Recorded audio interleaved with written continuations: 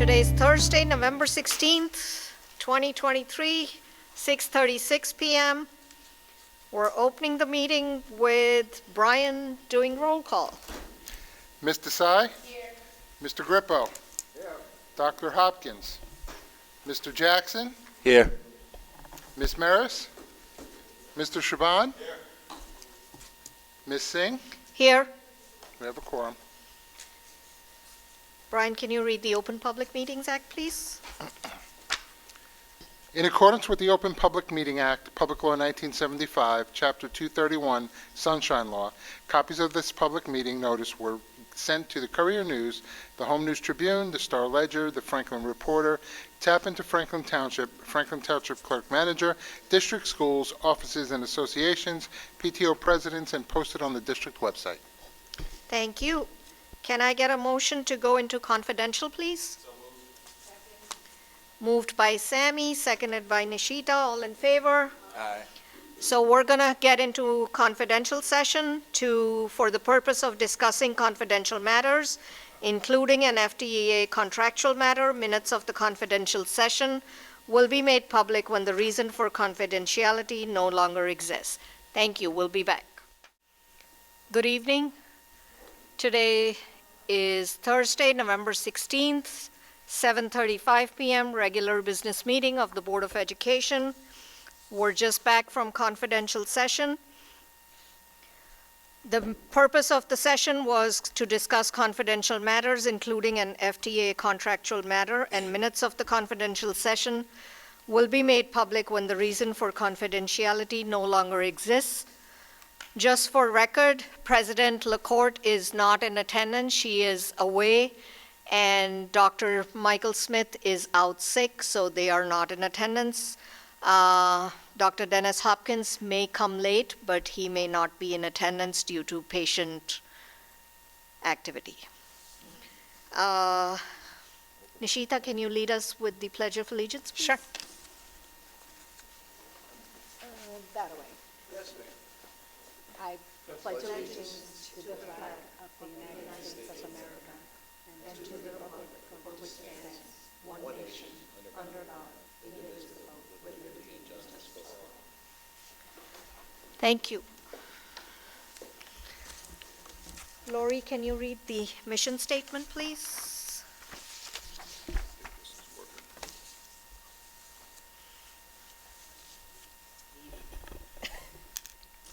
Thank you.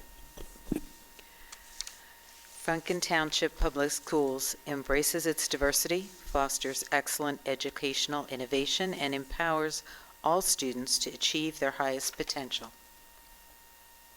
Thank you. Can I get a motion to adopt the agenda? Motion to adopt the agenda. Moved by Nishita, seconded by Bill. Thank you. And we're on to our student representatives report. Hello? Okay.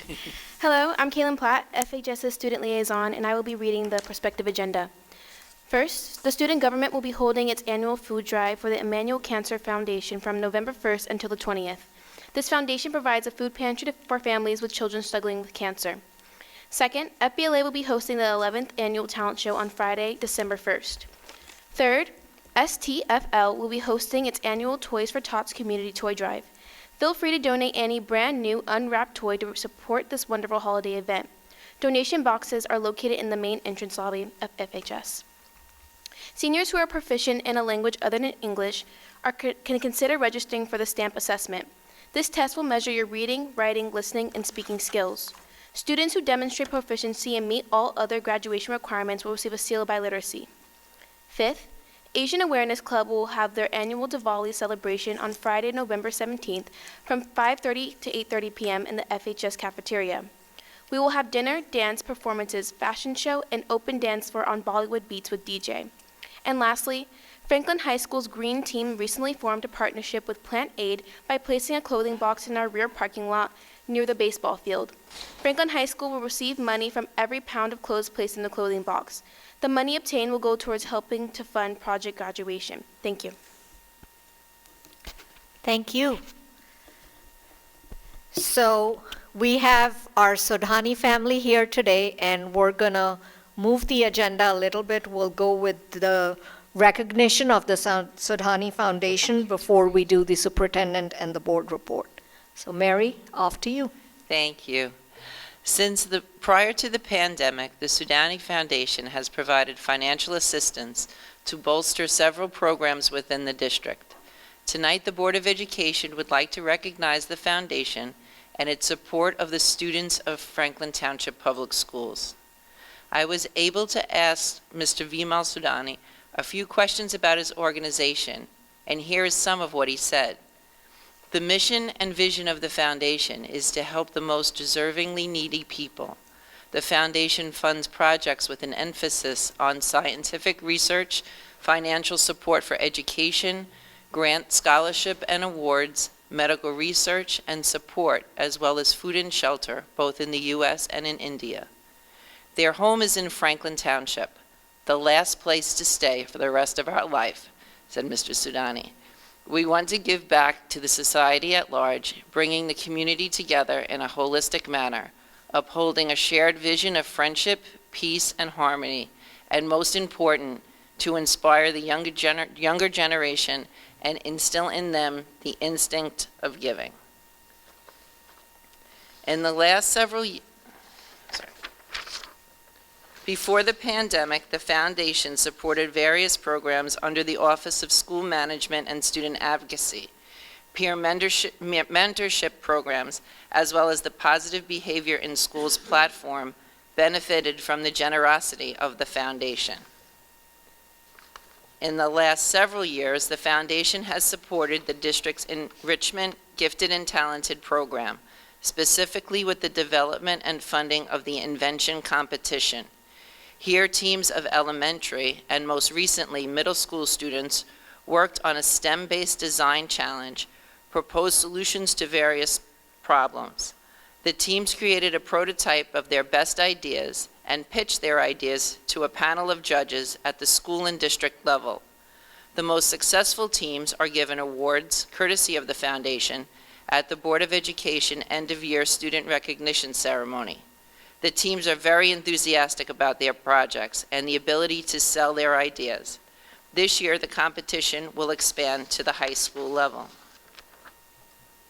And as for the future, plans are in the works for district teams to enter regional and hopefully final competitions at the Steam Tank competition, held in the spring, with the contest winners advancing to earn statewide recognition at the New Jersey School Board Association workshop in the fall of next year. It is our hope that we compete well at the Steam Tank and then consider other statewide and national competitions afterward. We will keep you posted on these endeavors, which are made possible by the generosity of the Sodhani Foundation. I would like to ask Mr. Vimal Sodhani to say a few words and then greet the Board of Education members as they present him with a certificate of appreciation for the foundation. And if you'd like to bring the members of your family up as well.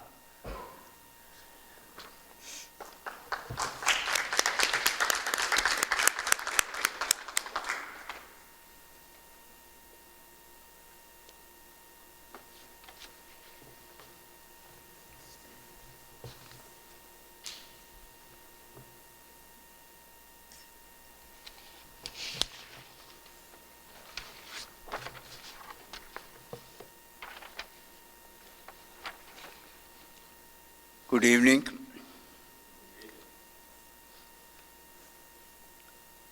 I would like to, first of all, I want to thank everybody for inviting us for the Board of Education meeting. I do very much appreciate your kind introduction and would like to thank all the board members and officers, Dr. John Rebelli, Dr. Daniel Logran, my wife Pappu Sodhani, our god brother Umesh Shukla and his wife Prabha, and our friend Prema for their support. On behalf of Sodhani Foundation, it's my joy to confirm our partnership and commitment for the grant to Franklin Township Public School STEAM Invention Competition. We are very pleased to present the Sodhani Foundation check to Board of Education in the amount of $10,000. The students of Franklin Township stand on the threshold of an exciting opportunity, one that promises not only personal growth, but the chance to showcase their collective potential to the world. The Sodhani Foundation is invested in them to be our future leaders and innovators. With this investment comes a challenge, a call to action, and a commitment to excellence. Though this program, the students have been given the tools, resources, and knowledge not to just compete, but to excel. Each one of them has the potential to make a difference, not only in their own lives, but in the greater landscape of our society. The time has come for them to represent our township, to compete not just locally, but on the state and the national stage. Their success will echo through the halls of your schools, resonate within our community, and stand a testament to the dedication and hard work of our township students. We hope that one day the students of Franklin Township will bring fame to the township at the state and the national level. The holiday season is here, and it gives us great happiness to wish you and your family a happy, healthy holidays and a prosperous New Year 2024. Thank you very much.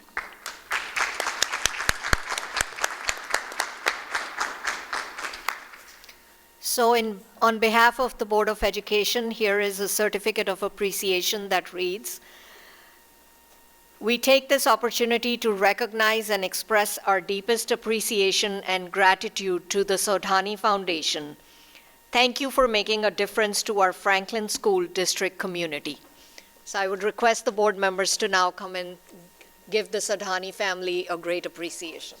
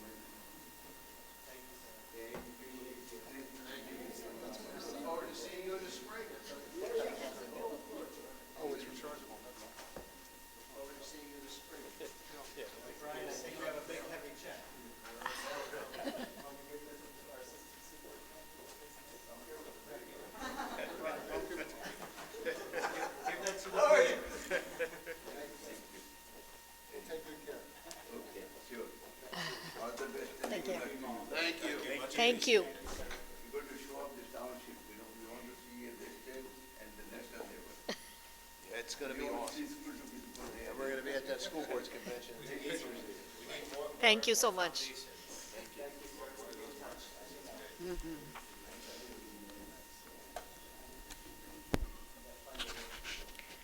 And now we're on to our superintendent's report. I think I got it. Testing, yes.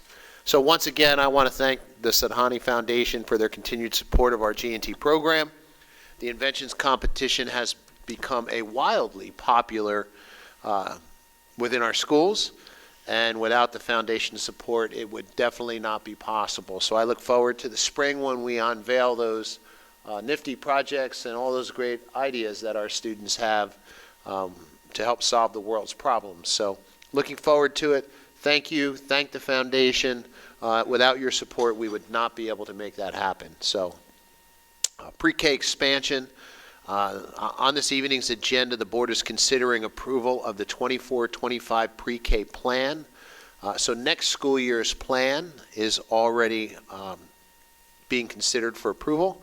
We'll then submit it to the state. This plan includes another 90-plus pre-K seats. Assuming all these seats are filled by our students during the 24-25 school year, which is next school year, it will bring our total enrollment in pre-K up to approximately 690 students, which is amazing considering that probably a few short years ago, maybe 5 or 6, we were hovering around 100. So that's a big deal. That gets us to just about universal pre-K 3 and pre-K 4, and I think the research is clear on the benefits of a strong pre-K program. So we're excited, and we're excited that everyone is taking advantage of the opportunity.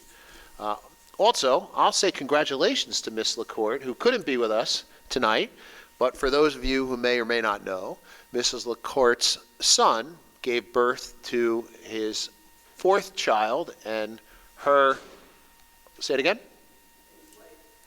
Well, wife. Thank you. Mrs. LaCourte's son's wife gave birth to their 4th child and another grandchild for Mrs. LaCourte. So she is out enjoying that occasion, and we wish them all the best and happy for her. And I just wanted to share that news with the rest of the board because I know she is super excited about it. And then the Thanksgiving holiday, finally on behalf of the entire school community, administrators, teachers, students, I just want to take this opportunity to wish everyone a happy Thanksgiving. Enjoy your time with family and friends as we gear up for the rest of the holiday season. And that's it for us. Thank you. And for the board president's report, I have a vice president's report today. At our last meeting, we asked for a moment of silence for those affected by the terrible violence in the Middle East. At that meeting, one of our board members, Mr. Sami Shaban, told of his personal concern for the safety of members of his family who live in that region. Tonight, we continue to ask for your thoughts and prayers for those affected by the violence, and especially for Mr. Shaban's family who lost loved ones there this past month. So I want to again start with a moment of silence for that. Please join us.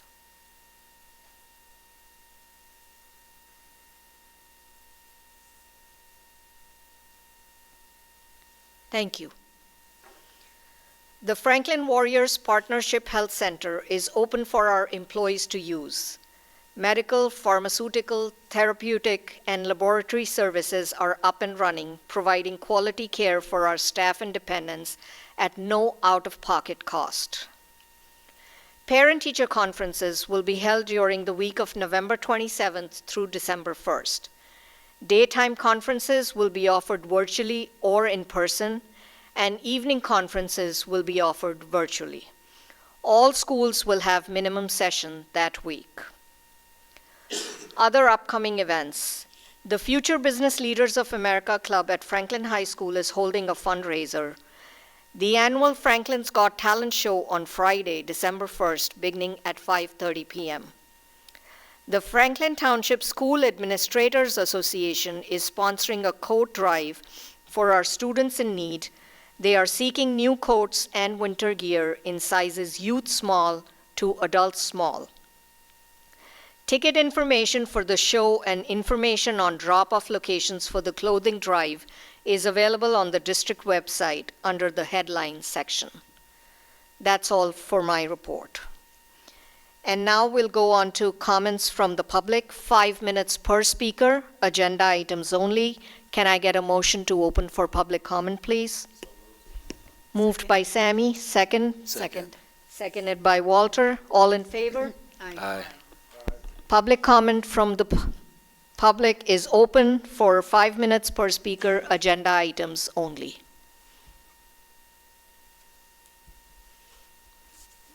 Please state your name and address.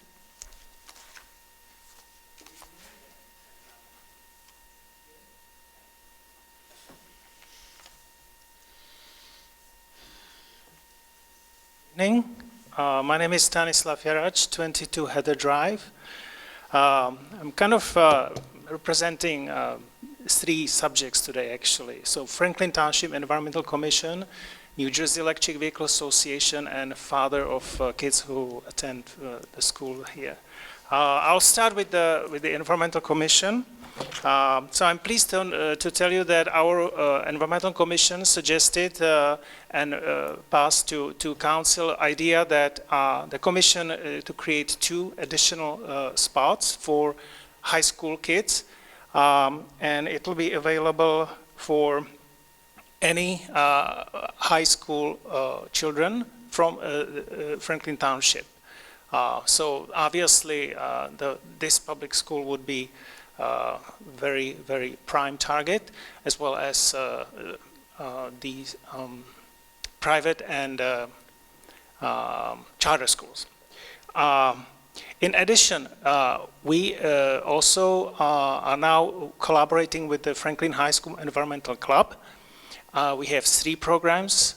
We met them actually on this Tuesday, and we invited them for stream cleanup, which we have on annual basis.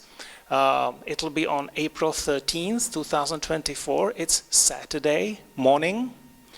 And it's annual, actually, cleanup. We name it by late John Clyde, because he started this tradition. We also suggested film screening. We have now film screening series for our residents, and we thought it would be very interesting for schools.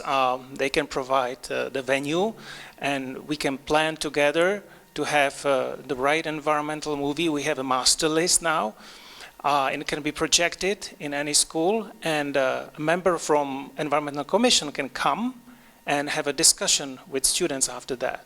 So we can bring value to those screenings. And also we are partnering with the Watershed Institute, specifically with the AmeriCorps Watershed Ambassador Program, Claire Paul, and she has an entire curriculum that we would like to bring to the Environmental Club on a program about water conservation, and there is an engagement program, like students can go around within the building in high school, specifically for high school. And they can look into faucets and all appliances that dispense water, measure the rating, and then in collaboration with the project leader, they can develop an idea how to save water as a tier level, like how much you pay versus how much you save. So this is regarding the Environmental Commission. Now, as a member of the New Jersey Electric Vehicle Association, so I actually wanted to come earlier about this, but you know, on November 7th, we had elections, and I decided to just work from home and then walk to the municipal complex to vote. And on my way there is Samuel G. Smith Middle School. And I just happened to walk there before dismissal, and already first bus arrived. And on my way back, I have seen a line of buses on the street exiting the campus and all the way in front of the school, and that like 2/3 or close to 80% of buses were idling. And idling by New Jersey law is illegal. The school can get actually fined. You know, every driver of the bus could get fined, and as well as the host, the property owner where the idling is happening. So this is a law, and it should be really enforced. I was passing by, I was choking, kind of, and I've seen students, and they have to breathe it every day. And it is already known that diesel exhaust fumes are carcinogenic. So the first that I would suggest is to really enforce the idling by communicating to the vendors, and that idling should be really prevented. And now there is something exciting that the federal as well as the state are paying for it, which is electric school bus program. And so specifically EPA has like 9 billion program or 5 billion for every year. They're going to have lots of money dedicated for the program. And so I have an entire presentation prepared for you. You can scan the QR code and you can take a look. There is like the way how it works that you get the grant will pay the balance between conventional bus and the electric bus. There are lots of resources. I'm mentioning everything in this document.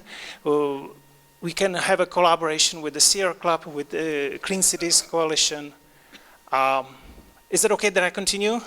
Actually, your time is up, so you'll have to come back in the next public session, which will be held in a few minutes.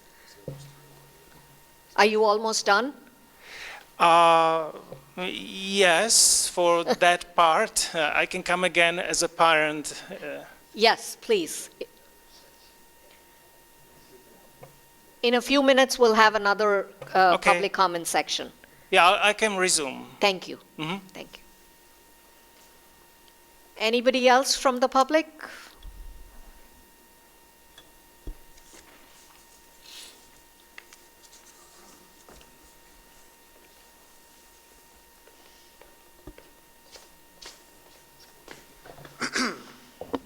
Hello. My name is Andrew Doris. I live here, I don't know, over 30 some odd years, and semi-retired. And I decided to be involved, as I've always been involved in this town, one way or the other. Library board, housing authority, or whatever have you. I'd like to be involved, and how can I help my community? It's just always been that way. So I decided to, because my wife wanted me out of the house too. So I decided to take a job as a substitute teacher, and I must say, just a joy. I thought, I had some preconceived notions, and every day there's hundreds of jobs open. There's such demand. And people look at it, maybe it's income, whatever. It's a way to serve the community. And unfortunately, I'm not of the, for whatever various reasons, it's hard to get on a board. I'm not going to get into that. But what I am saying is that it's a wonderful thing. And I've gone very attached to the students. This is the second year now. The school is run pretty good. I have no complaints. We have a lot of stuff. And the substitute teacher sees from the AP students all the way down to maybe ISS and everywhere in between. I do about 3 miles a day, 6,000 steps. And I really have no complaint. I'm just really pointing out that it's a good thing. I mean, if anyone, take a day as a sub. You really get to see where the students are. You're talking to them. ESL kids, we find ways to communicate. I don't have any substantial training, so maybe it's special ed. Tomorrow I'm going to be in Elizabeth Avenue. I thought maybe I'll do it one day a week, and I got to tell you, it's a real pleasure. That's all I want to say. Thank you. Thank you.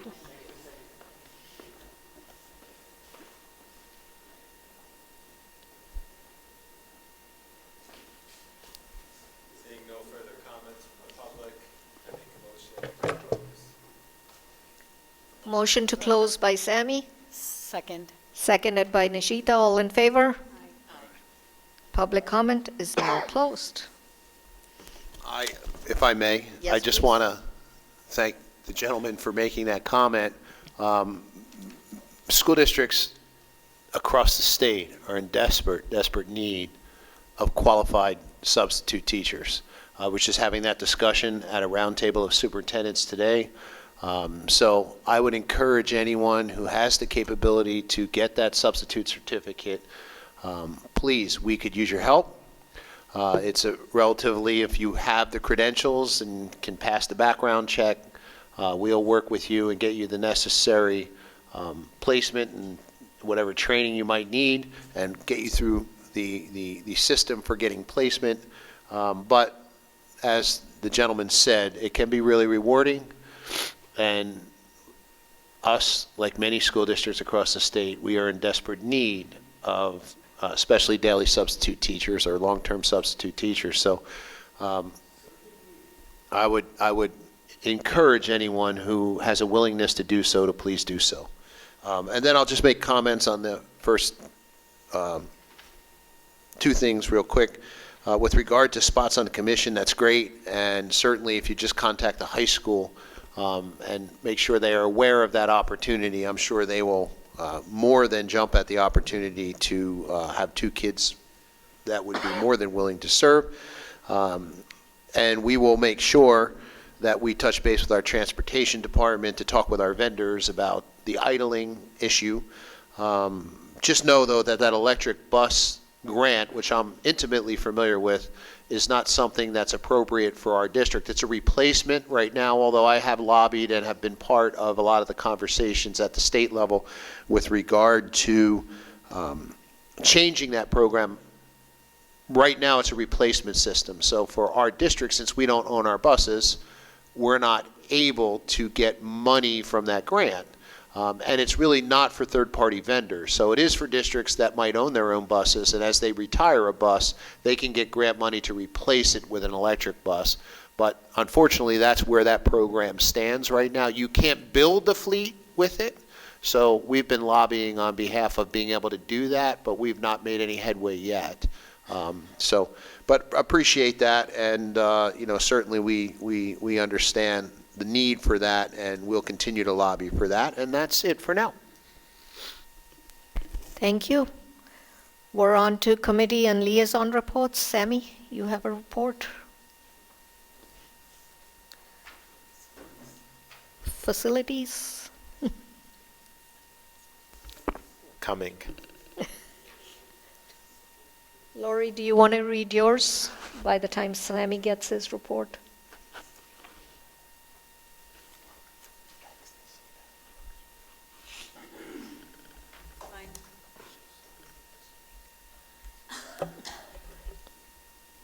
The Finance Committee met Tuesday, November 14th at 6 p.m. via video meeting. In attendance were myself, Lori Maris, Mrs. Arteman Singh, Dr. John Ravalli, Mr. Brian Bonanno, Mr. Luis Valencia. Financials and contracts. The committee reviewed the supplemental bills list for the month of November.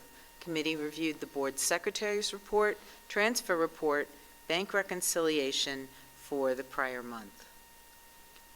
Charter school payments. The district paid $1,681,315 in tuition and $49,748 in transportation for the month of November. This brings the total charter school costs to $9,704,348.40 for the year-to-date tuition. Transportation year-to-date is $149,246. We also discussed a memorandum of understanding agreement with Franklin Township. Our superintendent updated the committee regarding the district entering into the memorandum of understanding agreement with Franklin Township and the Warrior Health Care Center. The meeting was adjourned at approximately 7:30. Thank you. Sammy? Facilities, Tuesday, November 14th, 6:05. In attendance, Ms. Arteman Singh, Ms. Lori Maris, Ms. Nancy LaCourte, Dr. Ravalli, Mr. Bonanno, Mr. Luis Valencia, Mr. McNamara, and Mr. Ellis. Updates, Mr. Bonanno confirmed that the Warrior Health Center is complete and operational as of October 30th. Woohoo! I think that's a huge step for our district. Feedback has been favorable. We will be announcing a ribbon cutting date soon. Additionally, new buildings on the grounds office is substantially complete, just waiting for the power connection. For facility use, the committee discussed the facility use applications appearing on the board's November 16th agenda And Mr. Ellis provided a report, always lively, to the committee regarding the status of the Claremont Solar Report. Meeting adjourned 6:29, respectfully submitted. Thank you. Walter, do you want to read curriculum?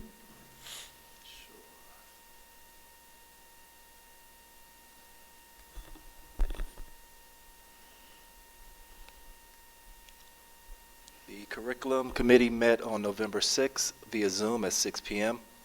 In attendance were myself, Dr. Dennis Hopkins, and Ms. Nishita Desai.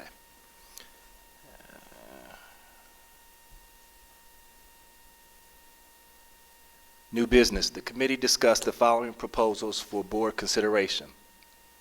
Motion to approve a curriculum revision to Learning Without Limits for students in grades 9 through 12, beginning second semester of 2023-2024 school year. Motion to approve name changes to course number 8607, 8707, 8807 to ESL 2-3 English Language Arts, grade 6, grade 7, and grade 8, beginning school year 2023-2024. Approve participation in the Rutgers Reach grant application. If the grant funds are awarded, the district's ESL bilingual program will partner with Rutgers University to develop ESL bilingual teachers for potential positions in FTPS at no cost to the district. The committee discussed the following items. Preschool plan and projected enrollment 2024-2025. And that's it. Thank you. Thank you. Nishita, can you do policy, please?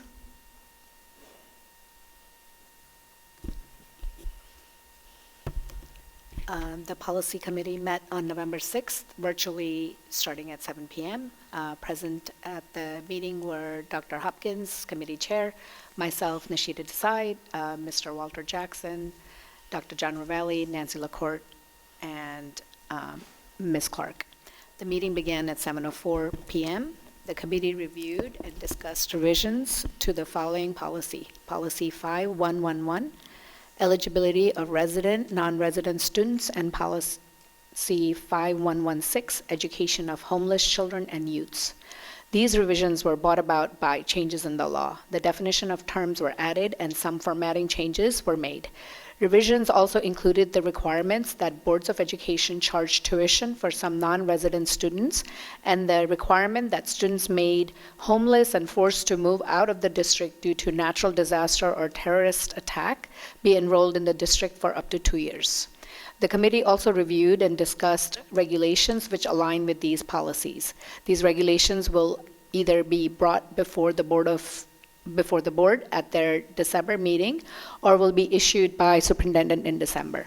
Also on the agenda for the November meeting will be 3 policies which will be abolished. These policies will no longer be needed because the program they pertain to is no longer in effect, or because the information is contained in another policy. The meeting ended at 7:20 p.m. Thank you. Thank you. I'll read the Personnel and Negotiations Committee. The committee met on November 13th at 6:01 p.m. The meeting began. Members present were myself as chair, Walter Jackson, Lori Maris, Dr. Ravalli, Brian Bonanno, and Jackie Schneider. The committee reviewed and discussed the following items. The Personnel Report November 16, 2023, number 5. Appointments include teachers, paraprofessionals, custodians, supervisor of special ed, pre-K 5, winter coaches, elementary morning clubs, family engagement nights, tutorials, parent academy nights, and Saturday programs, to name a few. Human Resources Software, Circa, and Red Rover. Mrs. Schneider reviewed with the committee a new program, Circa, recommended for Personnel Office to assist in the recruitment of diverse educators. A new proposed attendance software, Red Rover, was reviewed for implementation July of 2024. Mr. Brian Bonanno reviewed the pharmacy benefit manager service called Remedy and the benefits to the district. Flexible spending account. Mr. Bonanno also recommended increasing the maximum flexible spending account limit for medical to $1,500 from $1,000. For the good of the order, the committee briefly discussed the Level 4 grievance to be heard during confidential today for November 16th, and the committee also discussed possible upcoming staffing changes. And that ends our committee reports. And now we're on to new business. Okay. I make a motion to move R1, monthly reports, A through F, M1, minutes of board meetings, A1, administration, A2, affirm harassment, intimidation, and bullying decisions, A3, district safety plan, A4, safety and security statement of assurance, A5, school bus emergency exit drill report, A6, revised policies, second reading and adoption, A through G, A7, revised policies, first reading, A and B, A8, abolished policies, A through C, A9, FTPS, revised safe return plan, A10, facilities use, A through C, A11, memorandum of understanding, B1, warrants and payrolls, B2, financial reports, B3, contract approval, A through H, B4, change orders, B5, designation of positions, A through D, C1, out-of-district students 2023-2024 school year, C2, field trip destinations, C3, field trip applications, C4, participation in the Rutgers Reach grant application, C5, course name change, C6, curriculum revision, C7, preschool plan and projected enrollment 2024-2025, C8, FHS, FMS winter athletic schedule, P1, flexible spending, account maximum contributions, P2, salary allocations, and P3, personnel report number 5 dated November 16, 2023. So once again, motion to approve R1, M1, A1 through A11, B1 through B5, C1 through C8, and P1 through P3. Can I get a second? Seconded. Any discussions? Sammy? Nishita? No, thank you. Bill? No. Lori? No, thank you. Walter? No. Brian, can we have roll call, please? Ms. Desai? Yes. Mr. Grippo? Everything except check 119161 I abstain from. Mr. Jackson? Yes. Yes. Yes. Yes. Thank you. And we're back to comments from the public. 5 minutes per speaker. Any topic. Can I get a motion to open for public comment? Second. Opened by Nishita, seconded by Sammy. All in favor? Aye. Okay, public comment session is now open.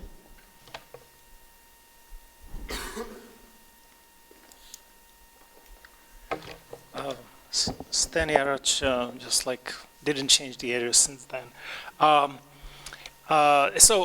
Yeah, thank you for giving me the opportunity to continue, and thank you for responding and raising your concerns about the electric school bus program. It is true that it is replacement program.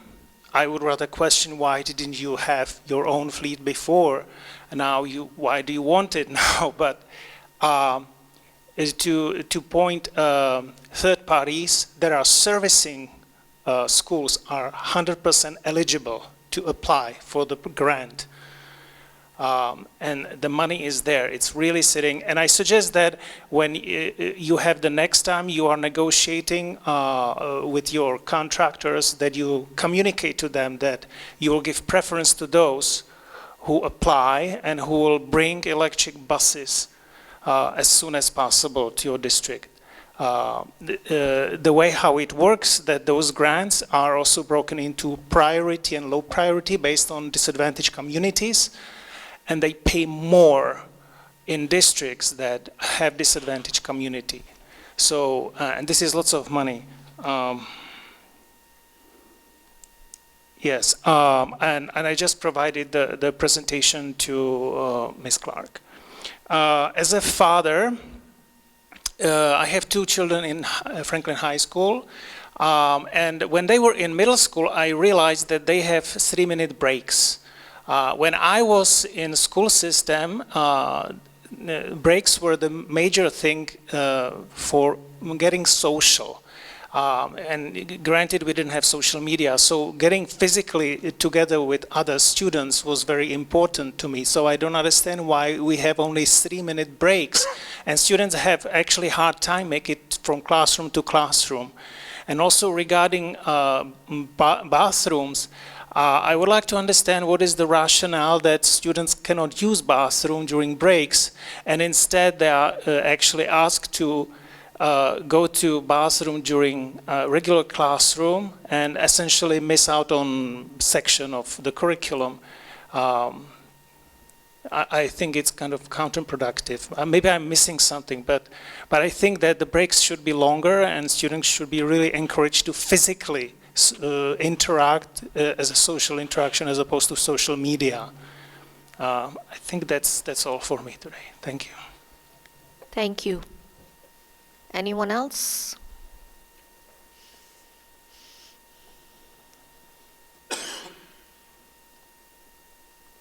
Hi, my name is Nicole Pride. Good evening. I just have a quick question. Can you tell me what percentage is the charter school budget out of the whole district budget? Could you please speak closer to the mic? Thank Is that better? Yes. Can you tell me what is the percentage of the charter school budget out of the whole district budget? And then also, what's the percentage of students, the student population for charter schools versus the whole district? Any other questions you have? Okay, thank you.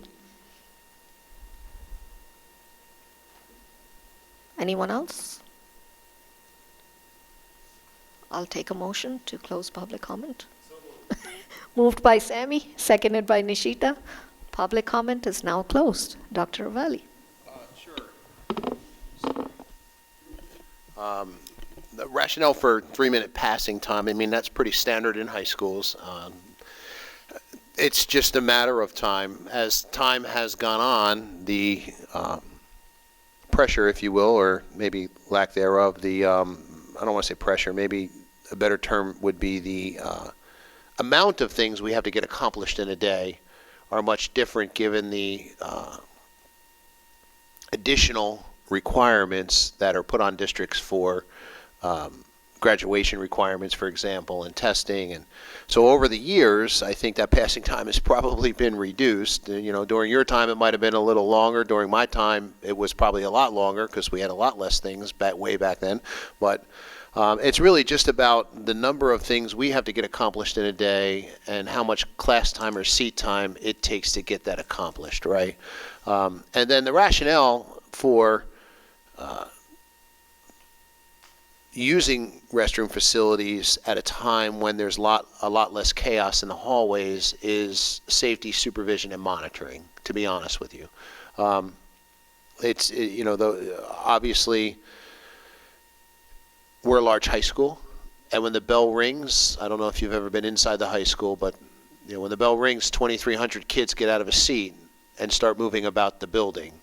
If they all tried to use the restroom at that time period, it would be unmanageable. And, and high school restrooms, like they've always been, can be a challenge to manage. I was a high school administrator myself, a building level administrator. And, those are places where, unfortunately, some kids make poor decisions. And so we monitor those, not all kids, but some kids. And it's our responsibility to deal with all kids. So by having students use the facility during class time, we hope that their use is for reasons why you would want to use the bathroom, and not for other reasons that we don't want them using the bathroom for, because they would have to then sacrifice time. And there's a higher level of accountability. You're signing out of a class, you're signing back into a class, and that's a time in which we have duty teachers who are monitoring restroom facilities for us. And that has been around as long as time. Again, I was a high school teacher back in the 80s. I was a high school administrator back in the 90s, and it's been that way for as long as I can remember. And not that it makes it right or wrong, but it certainly has helped in curbing the kinds of behaviors that we don't want to occur in bathrooms. So, and I'm sure Mr. Wilson, who was also former high school principal, would attest to that. Percentage of charter school. Let's start with number of kids. We have a little more than 1,200 kids, if I'm not mistaken, and I see our business administrator back there shaking his head. I'm going to take a wild stab at this, that it's about close to 20%. Is it? It's about 20% of our overall budget, and I know that because we monitor it, because it at one point, like anything else, right, as managers, you're always looking to control the costs that are growing fastest. And there was one point where, and how the structure of how the charter school tuition works is it's based on a projection of seats, not an actual number of people in the seats. And then the adjustment comes during the year. So we're about to get an adjustment in December, which will right the ship. If they've got more kids than what they anticipated, then we'd owe them money. If they've got fewer kids than what they anticipated, then we'll reduce the payment during the second half of the year. But the law requires that you budget the full amount of the projection. So that's the challenge, right? Because you're budgeting a dollar amount in April for a projection that they're giving you in April, and you're then passing a budget in May, April, May, for the school year coming. Well, if it's 20% of your overall budget, that's a lot of money. It's $16 million plus for us. $19 million? Just shy of $20 million for us. That's a lot of money. And so, that's a lot of teachers, right? So if the projection is much higher than what the actual expense is, we don't get to reduce that payment until January. Well, naturally, you're not hiring teachers in January, right, for the school year. You're hiring teachers in July or August.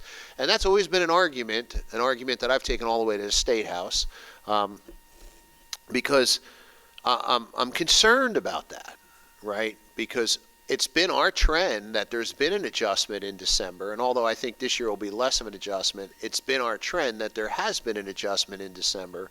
But we've been basing decisions, academic decisions for kids who remain here, the other 7,000 kids, or 7,200 kids that remain here, based on a projection that oftentimes has been higher than what the actual number has been. And when I mean higher by, in some cases, $1 million. Well, $1 million is a lot of teachers. $1 million is a lot of supplies. So that's the challenge with the structure of the way our state, and our state is one of the few states that does it this way, but it's the challenge of how our state operates with regard to charter tuition. One of the ideas that I brought forward, and we brought forward, I should never say I, right, that we brought forward to the legislators and actually got support for the bill, and then it dissipated and disappeared around the pandemic time and has yet to resurface, was we got our own Assemblyman Danielson here, and then there were some Assembly folks that supported it as well, and that was to allow us to create a reserve, which would help mitigate that, right? If we were allowed to create a reserve and they had over projection, we could take that savings, put it in a bank account, right, so that we could then underestimate the next year but have money in reserve to support that. Kind of what you do at home, right? You sock a few bucks away so that if you have an emergency, you can handle it. So that's some of the ideas that we brought forward to try and mitigate that, but for whatever reason, had some momentum, but then fell on deaf ears. So we keep trying, and we keep playing that balancing act, but 20% of our budget is 20% of our budget. It's a lot. It's a big number. I hope I answered your questions.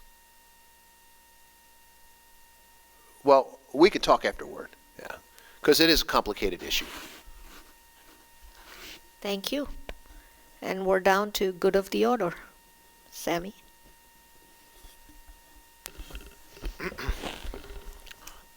So I'd like to just start by thanking the board for that moment of silence. It's been a really tough month for me. I've lost 17 members were killed in Gaza, and the number's counting. It's been really just a tough time. When I think of our Board of Education and our responsibility here, and I juxtapose that to my family there, and they canceled the whole school year because, there's over 5,000 kids dead now. And so this has been a very tragic time for the world, right? What happened on October 7th is tragic. What's happened after that, tragic. We need to recognize sort of the blessings that we're swimming in over here, I think, and be thankful for it and advocate for whatever change we can, because whatever's happening there just can't sustain. We need to make something happen. So I do appreciate the moment of silence, and it has been very, very tough for myself and my family. On to other news, though. I'd be remiss if I didn't mention this very important thing. So FISC, the Franklin Food Insecurity and Safety Coalition that we've commissioned a few months ago, we've now had a few meetings, and I think they've gone really well.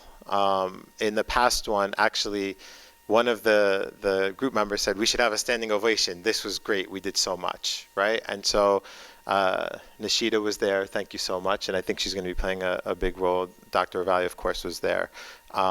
Many things are happening. The highlights are that the food bank is connecting with a lot of the partners to do a road show. So we're going to have them go around to a lot of the faith-based community and sort of raise awareness of what's happening there.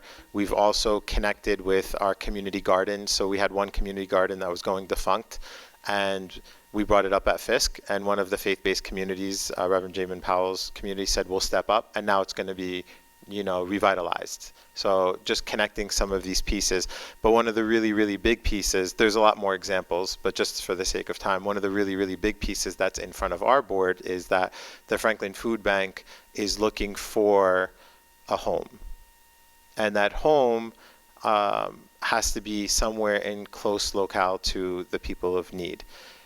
We happen to have a lot of properties, and a lot of those properties happen to be in those areas of need. Derek approached us to see if there's a way that we can perhaps work with the food bank on some of our properties, much like what we're doing with Sioux Fall, to perhaps co-locate, have something there for the Franklin Food Bank to be there, and then you would have a center where the families could come, educate their kids, but also be able to feed their kids, right? And so it could, and the whole family at that. So Dr. Ravalli, thankfully said, yeah, that sounds like a pretty decent idea, but we would need board approval. So I'm sort of submitting it to you all.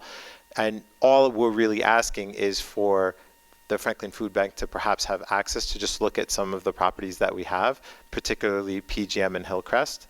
In PGM, there's a huge amount of property up front, and in Hillcrest, we have those other tennis courts next to the ones that are being used for Sioux Fall that could potentially be used.